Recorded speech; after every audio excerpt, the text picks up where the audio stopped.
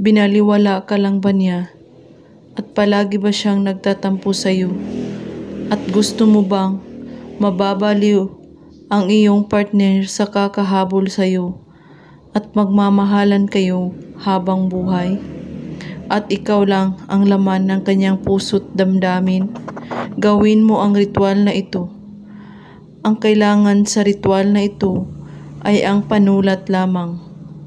Napakasimple lamang itong gawin at napaka-epektibo po ito. Basta't buo ang inyong paniniwala at walang pagdududa sa ginagawa. At laging ihanda ang sarili sa paggawa sa ritual. Isulat mo sa palad mo, kaliwa man o kanan, pangalan at apelyido niya. At hahabulin mo ako palagi. 3 times itong isusulat sa palad mo. At pagkatapos, ipikit mo ang 2 mong mata at sabihin mo ang pangalan at apelyido niya. Hahabulin mo ako palagi.